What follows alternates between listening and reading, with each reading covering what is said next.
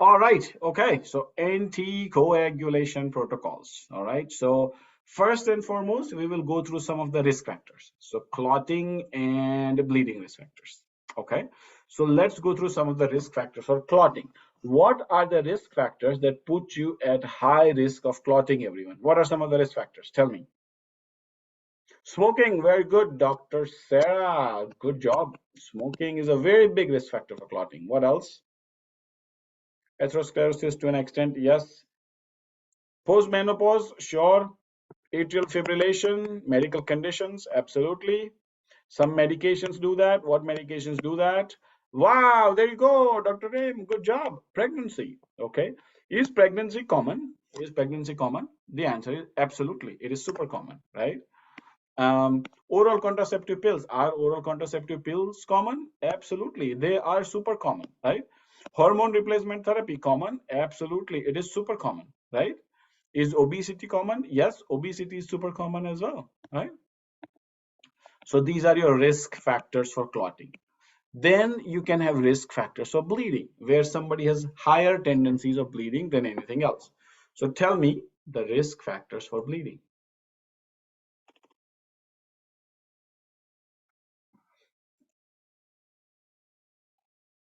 Von Willebrand disease. Wow, that's internal medicine right there. Medications, very good, like NOACs and stuff, right? That's a bleeding risk factor. Okay. What else do you guys say? Alcohol, very good, Dr. High. Very good. Anticoagulants, sure. So DOACs and aspirin and those ones increase your bleeding risk factors. It's hard, right? You're like, what else is a bleeding risk factor? What else is a bleeding risk factor? Well, let's go through some of it. So then you'll be like, oh, yes, this one. Okay. So chronic kidney disease. When a lot of clotting factors go out of your kidney, are you at increased risk of bleeding? The answer is yes. Okay. Is hypertension risk factor for increased bleeding? The answer is yes. Is Crohn's disease or gut resection a risk factor for bleeding? The answer is yes. Why? Because there are no bacteria that can make vitamin K for you. So vitamin K deficiency is not a risk factor for bleeding. Okay. Again, this is MCCQE1, everyone. So it is applied concept. Okay. This is MCCQE1, so it is applied concept. No one is going to agree or ask you that, oh, okay, a person comes in with a vitamin K deficiency, what are they high risk for? They're not going to ask you that. Okay. They will ask you something like 44-year-old female with Crohn's disease for last 10 years comes to you because of diffuse bruising or right-sided knee joint pain and bruising. They ask questions like this, right? So it is on you to decide and know that, okay, this is Crohn's disease. Most likely, this is related to vitamin K issues because the gut is affected, and that's why the person might be having some bruising. Does that make sense, everyone? Yes, no, yes, no? Okay, so it makes sense to only one person out of how many? 59 people. Only one person has said yes. Okay. Everyone does not make sense. Oh, it does make sense. Okay, all right. Okay, cool. All right. Okay, nice. Okay. So let's go through the risk factors again. So for clotting, know about big risk factors, right? Like smoking is a huge risk factor. Okay. Oral contraceptive pills, huge risk factor. Is smoking common? Absolutely. You go out of wait a minute. Is smoking super common? The answer is yes. Where do you see smoking more? At a lot of places, right? At a lot of places. Okay, so smoking a lot, right? Then you have oral contraceptive pills. A lot of young females take oral contraceptive pills. In some provinces, oral contraceptive pills are essentially free, right? Then people who have atrial fibrillation, stroke, you guys know that. Familial conditions. So give me some like familial conditions that are like increased, that put somebody at increased risk of clotting, like genetic conditions and so forth. Give me some of those. What are some of the genetic conditions that put you at How good are you? How good of a student were you in medical school? Or were you just sitting in the canteen, lunchroom, and just having fun with friends? Factor 5, Leiden deficiency. Nice. One. No, no hypercholesterolemia. No. That can sure. Familial hyperlipidemia, sure. But we're talking about like clotting, like genetic clotting conditions, right? So factor 5 Leiden, almost every person said because it sounds so fancy. Okay. It's like, what car do you have? I have BMW. What deficiency it is? Factor 5 Leiden, right? Antithrombin 3, very good. Antithrombin 3. What else? Protein C, protein S deficiency. Very good, Dr. Shelza. Protein C, protein S deficiency. Absolutely. Hyperhomocystinemia. Very good, Dr. Ria. Hyperhomocystinemia. Good. So these are all conditions where there is increased risk of clotting, right? These are all conditions where there is increased risk of clotting. Good. All right. Then you have SLE and all the rheumatologic conditions, right? All the rheumatologic conditions, SLE, rheumatoid arthritis. People are at high risk of pulmonary embolism, of DVT, all of those things. Pregnancy, as you know, most common condition in the world, right? So pregnancy, and then malignancy to an extent as well. If somebody has had cancer, it is a risk for clotting. Then we have bleeding risk factors, right? Risk factors for bleeding. So hypertension, we talked about, cirrhosis, CKD, kidney disease, alcoholism, anything that affects your gut. So Crohn's disease, gut resection. What is like in trend nowadays, right? In trend nowadays, what do people go for in trend when with like obesity and stuff like that? What do people do? They go for bariatric surgery. Exactly, bariatric surgery. So they go for like banding and stuff like that. So that's also another risk factor, right? Ozempic, there you go, right? Ozempic, done. There you go. But Ozempic doesn't affect as much of the vitamin K stuff. Bariatric surgery does. Okay. Then you have other conditions like hemophilia, von Willebrand's, and all of those genetic ones as well. And then finally, malignancies like leukemia can also cause it, right? Like malignancies like leukemia can cause it as well. So these are the key things, right? Like these are the key risk factors that you have to remember. So anytime somebody comes in and then they are like, okay, 35-year-old smoker with or 35-year-old female is smoker on oral contraceptive pills recently came from let's say recently came from Australia, is having some calf pain. Okay, so sure, very high chance of DVT. You have to put DVT at a high differential over there, right? Or we talked about the Crohn's disease, bruising as well. Again, high chance that this is related to anticoagulant deficiency, right? Okay. Now let's talk about surgeries, right? So because we are going to talk about anticoagulation protocol in surgery. So what do we do? So we are going to talk about elective surgery, not the emergency, right? Like person who was in a trauma or something and wants surgery, not that. We are going to talk a little bit about like elective surgery stuff. So how do we determine? First and foremost is type of surgery, right? Type of surgery, like what type of surgery it is. How do we identify that? We'll talk about that. And then second one is what are the types of anticoagulation, right? And what do we use in specific scenarios, right? What are types of anticoagulation and what do we use? Okay, so let's talk about surgeries, right? So there are types of surgeries. So for example, right? For example, you have somebody, let's say, who is on aspirin. Okay, a pregnant lady is on aspirin and she is going for a C-section, right? A pregnant lady on aspirin is going for a C-section, right? In this case, is C-section like a long surgery, everyone? Yes, no, yes, no. Is it like a long surgery? The answer is no, right? Some gynecologists are so fast, the baby is out in like 4 minutes, right? Some gynecologists are so fast, the baby is out in like 4 minutes, okay? Like they don't even need to use the scalpel, the baby just comes out like that, right? So In those cases, those are not like higher risk type surgeries, right? Higher risk. Versus, on the other hand, you have a patient who is undergoing, let's say, a hip joint replacement, right? A hip joint replacement.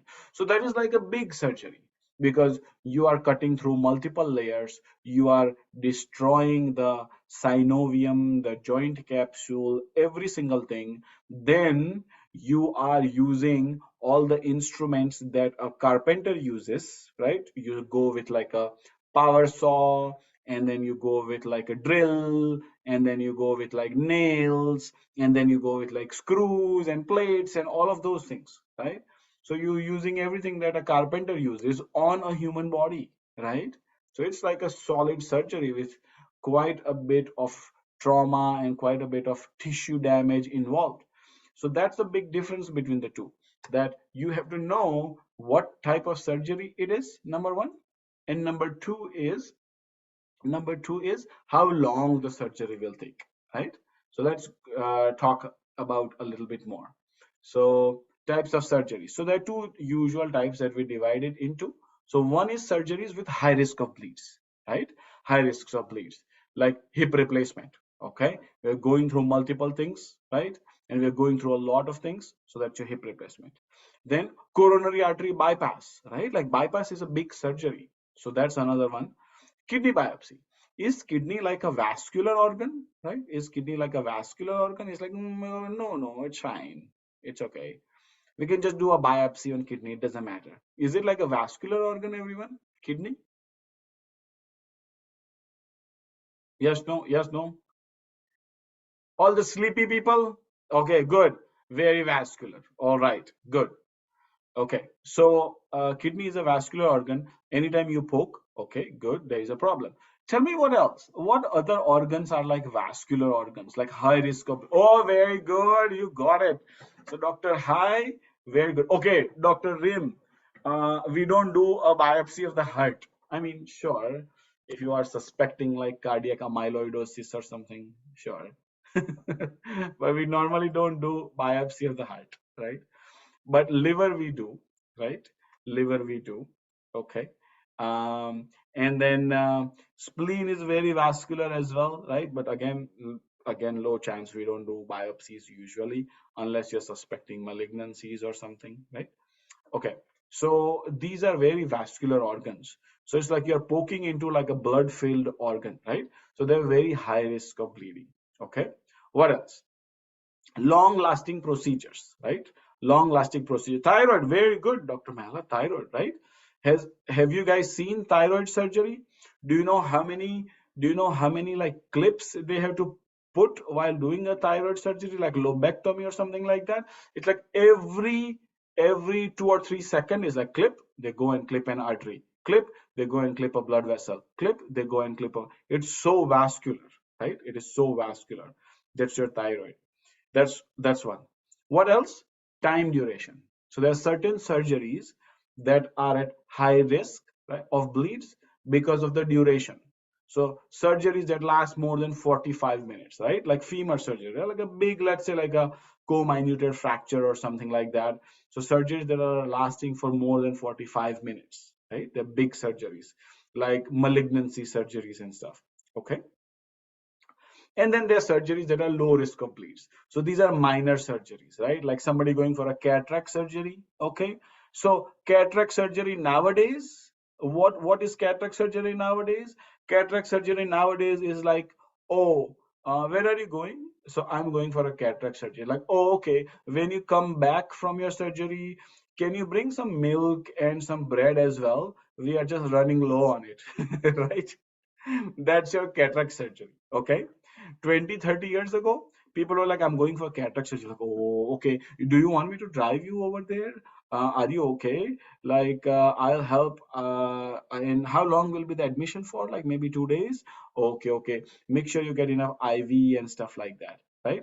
And now it's like, nope, I'm going for cataract surgery. Like, oh, okay. All right. You're going for the surgery? Yeah, there you go. It's like, go for the cataract surgery. When you come back, get me like a Starbucks caramel macchiato or something like that when you come back.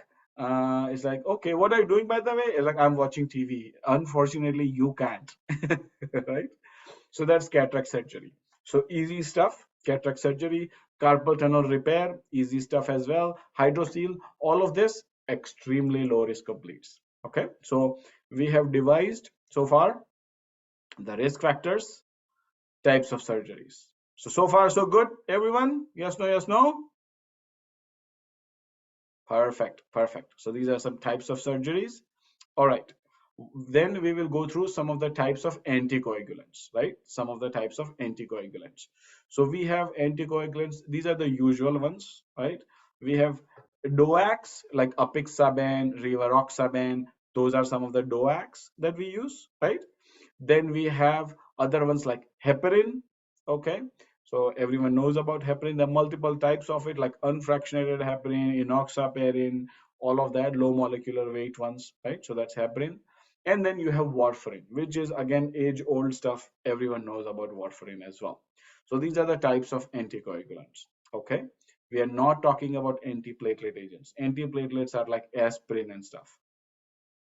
Okay, now let's talk about anticoagulation discontinuation restarting, right? When do you stop it? When do you restart it? So this can be a question for your QE1, right? So for example, they say like this, 78-year-old male is undergoing right knee replacement surgery. He is on warfarin. What advice will you ask about discontinuation of warfarin? And then there will be option discontinue 3 days before the surgery, discontinue 15 days before the surgery, discontinue 5 days before the surgery, right? So you have to click one. Okay, so the answer is, oh my god, very good. So the answer is you usually discontinue 5 days before the surgery, right? And you start after 24 hours, right? You start after 24 hours. So then what about anticoagulation in the interim? What happens? What do you do? Like you say, okay, stop the warfarin. That's it. Or do we do very good? So we put them on low molecular weight heparin, right? We put them on low molecular weight heparin. Or very good, Dr. Hai, we can also switch them to unfractionated heparin as well. Whatever seems to be okay for you, you can do that, because the good thing with unfractionated heparin is it's like a light switch. Okay, it's like a light switch. The moment you turn off the infusion, the anticoagulant effect usually goes away quickly. Right? Anticoagulant effect usually goes away quickly. So unfractionated heparin is like a light switch. Amazing. All right. Okay. When do you restart it? You restart it in 24 hours. Whether it's low or moderate risk or high risk, it doesn't matter. You do it. Okay. Now we talk about DOACs, so apixaban, rivaroxaban, etc. Right? So let's say someone is going for a minimal risk surgery, like for example, a tooth repair or something, right? Like they're going for a tooth repair. So when do you stop it? On the day of surgery, next day they can start it. Okay, next day they can start it. Low or moderate risk, so one day before they can stop it, they can start one day after the surgery. Okay, high risk, you can stop 2 days before and then you can start 2 days after. All right, very simple, easy. We use it a lot. You get asked this a lot as well. When do you stop it? For like a knee joint replacement and stuff, 2 days before, 2 days after, that is completely okay. Finally, you have heparin, right? Finally, you have heparin. So usually 24 hours before the surgery you stop, and you start 24 hours after the surgery for like minimal stuff, right? Like moderate risk surgery. High risk, you can start 2 or 3 days afterwards, right? High risk, we can start 2 or 3 days afterwards. Okay, let's pause here.